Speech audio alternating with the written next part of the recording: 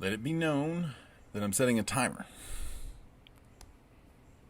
I'm giving myself 30 minutes to sit out here and ramble about T.S. Eliot. Just so you know, I'm making an effort. T.S. Eliot is perhaps the only author that, at least at Pellissippi, ends up on the master syllabus of both the British Lit course and the American Lit course. And that is because Thomas Stearns Eliot was born in St. Louis, Missouri, to parents who were bigwigs from Boston. Eliot did not move to Britain until he was 25 years old. He would live there for 14 years before becoming a British citizen, which is why he gets the luxury of being talked about in a British Lit class. T.S. Eliot was the youngest of 6 kids. Like many of the authors that we have read this semester, he was kind of frail and infirm as a child. It kept him from participating in athletics and therefore kept him out of the typical avenue for young men's social lives, and developed an infatuation with literature and a love of reading and an eventual love of writing, primarily due to his isolated childhood. He studied languages and humanities at Smith Academy and then later on at Washington University. He then studied philosophy at Harvard beginning in 1906. After leaving Harvard in 1909, he moved to Paris in 1910 to study at Sorbonne, and then matriculated to Oxford in Great Britain after World War I started. He became friends with a lot of people who were synonymous with modernist writing, such as Henri Bergson and Ezra Pound. A year later, in 1915, he would publish The Love Song of J. Alfred Prufrock, which was the first poem to really get him a lot of attention as a writer and poet. During the 1920s, he would publish his most well-known and well-regarded works as a poet, including The Wasteland, The Hollow Man. He would write plays. He would deliver critical lectures. He really became a focal figure of the literary movement in Britain around and after the time of World War I. In the late 20s, he would get married to a woman named Vivian Haywood. His marriage involves a lot of sordid details, primarily hinging around the fact that Vivian Haywood was very mentally unwell and spent a lot of time in mental hospitals. Eliot himself at first was very thoughtful and considerate and concerned for his wife's mental health, but eventually would become very estranged from his wife, would send her away for convalescence periods, more or less just to be away from her. He asked for a separation from her in the early 30s, and in 1933, her brother would then commit her into an insane asylum where she lived until she died almost 10 years later. Nevertheless, he developed and cultivated a tremendous reputation as a poet, as a statesman for literature, as a key figure of the modernist movement. In 1948, he would win the Nobel Prize for Literature for his work. This would make him the second Nobel Prize winner that we've covered in the course of this semester after William Butler Yeats. T.S. Eliot would die in 1965 of emphysema at the age of 76. And any good discussion of modernism would be hard-pressed to do so while not talking about Eliot's poetry, especially J. Alfred Prufrock. Ha! Doing pretty good so far. Alright. In terms of context, let's bear in mind where we are in terms of history and in terms of culture and thought. Prufrock predates some of the literature that we've read in recent days, such as Mark on the Wall and such as Ulysses, but it contains a lot of the same ideas and motivations and philosophical conceits and themes. Prufrock was published in 1915, which was about 30 years before Jean-Paul Sartre started putting out there his ideas about existential philosophy, the idea of the imperative for defining meaning in life being on that of the individual, and that the idea and that each individual is responsible for defining their own meaning in life and determining their own happiness in existence, is one that has already taken root in the philosophy of folks like Friedrich Nietzsche, and T.S. Eliot spent several years in France studying philosophy, so he must have absorbed some of that. Critics also point to the very psychological nature of the narrative in Prufrock. Certain phrases and ideas are linked together based on the psychology of the narrator, more so than any kind of poetic logic, and so this is once again a work that lies at a nexus of all this great new modernist thinking. One thing that is certainly difficult is any kind of real concrete reading of the details in the poem. There isn't a clear sense of the passage of time or setting. This is a moment in time where the narrator is experiencing a reverie of sort during some sort of social gathering. We know that through the fact that we are constantly shown details of this character being amongst other people and anticipating what other people are saying. And then, of course, there is the refrain of, "In the room, the women come and go, talking of Michelangelo." We're given very clear impressions that wherever this person is, they are amongst other people. They are in public. And fittingly, perhaps a lot of the themes that are dwelt upon in this moment of reverie, in this flow of thoughts from the speaker, have to do with any number of different things, such as the question over whether to act or not to act, to speak out or not to speak out, the perceptions that others have of the speaker in the poem. There are certain hints of regret and anxiety and fear and hesitation, and that is all complicated by a desire that is palpable to do something, to say something toward what, though, is rather ambiguous.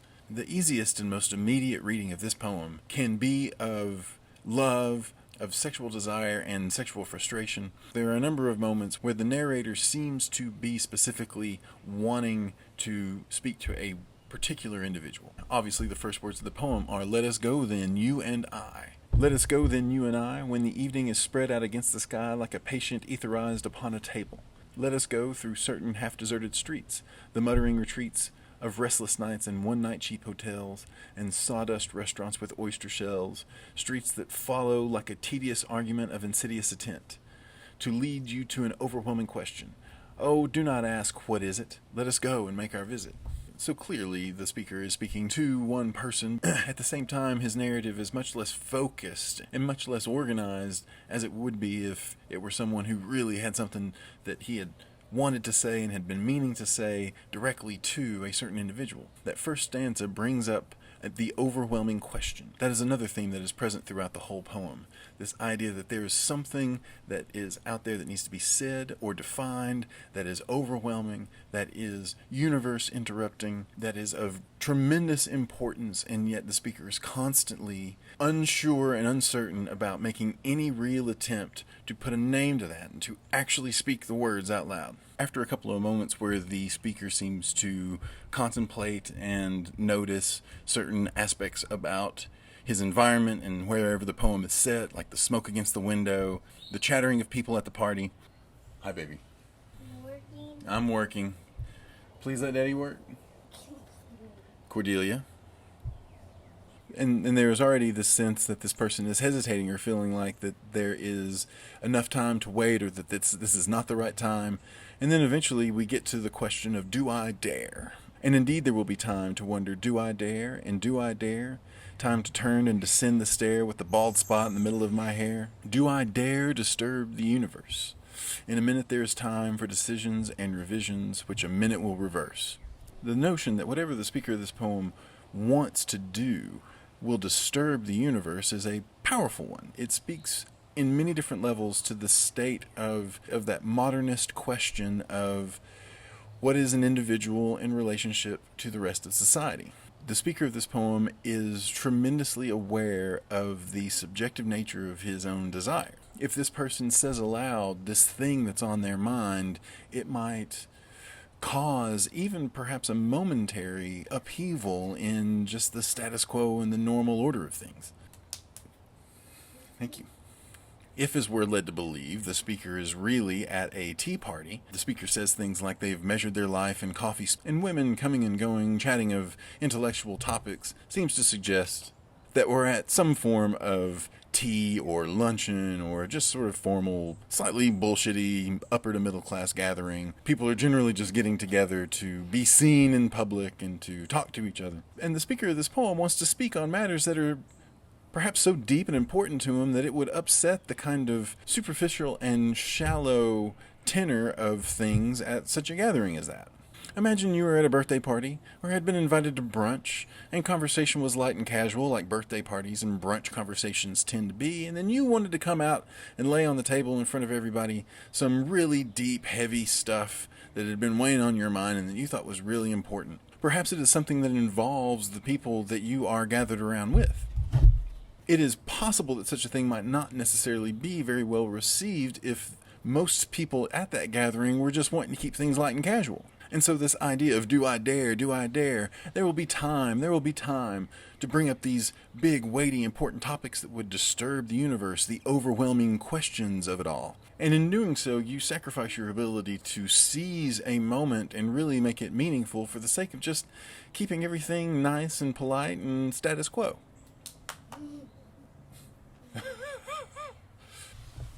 You want to stand up and clap?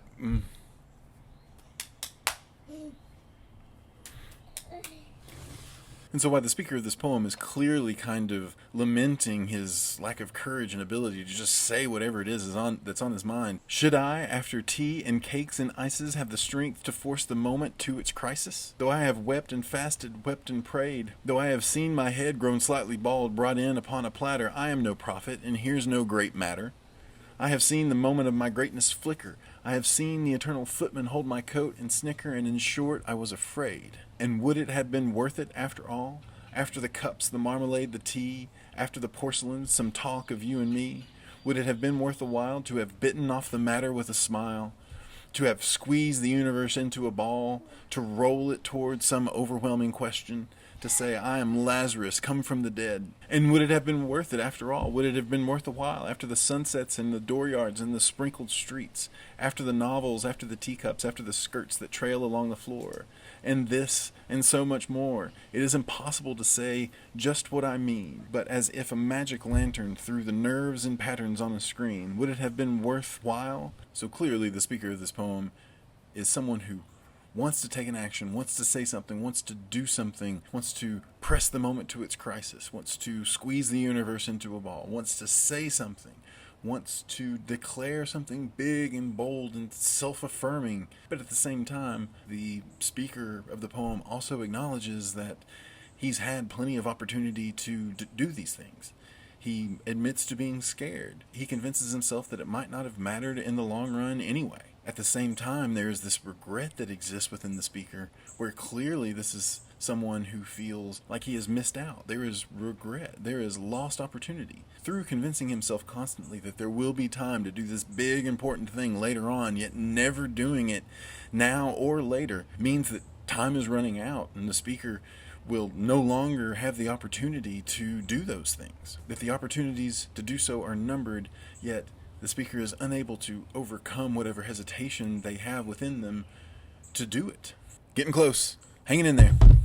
While a concrete reading of this poem may be somewhat elusive to the people who read it, what isn't elusive is that feeling. The feeling that is being generated and that is being touched upon and that is not necessarily given a source that we can put our finger on in the poem. This feeling could apply to anything about which a person feels regret. It is part and parcel of the human experience. It is part and parcel of the modernist experience. The crisis of choice that is created when the universe presents you with infinite ways to define your own meaning and own values and own concerns about what is right and wrong, yet implied in that is the requirement that you have the courage to act on those things. The universe has presented you with infinite opportunity to do that for yourself, and that is a paralyzing and frightening thing. Maybe everyone feels this way because modernist concerns are so ubiquitous, and this is the society that has been created for those of us who are alive today to live in. One that has no instructions or templates for how to live a life where you feel like you have done something and served a tenure on this earth that has value and meaning. You have to have the strength and you have to have the courage and conviction in what you believe and what you want out of this life. And you have to have the bravery to go get it. You only have a certain number of hours on this earth, and so much of it is already assigned to the drudgery of everyday life. This idea that this person has measured their life in coffee spoons, you can substitute coffee spoon for whatever it is that you measure your life out by. If you're a parent, maybe you measure your life out by meals cooked or diapers changed or bedtime stories read. If you're a teacher, you measure your life on essays and exams graded and semesters successfully gotten through. Same if you're a student, for at least as long as you are a student. That is how the time passes for you. That is what you invest yourself in doing. You will measure your life in countless ways. Things that you do so often that you barely think about them anymore, but the amount of time that you spent doing it stacks up and stacks up and stacks up. And in the end, there's going to be things that you might stop and think, man, if I had spent all that time doing this other thing, addressing this big, overwhelming question, forcing the moment to its crisis, saying whatever it is that was really deep down and in my heart and speak the truth of my soul. You have the chance to go get it.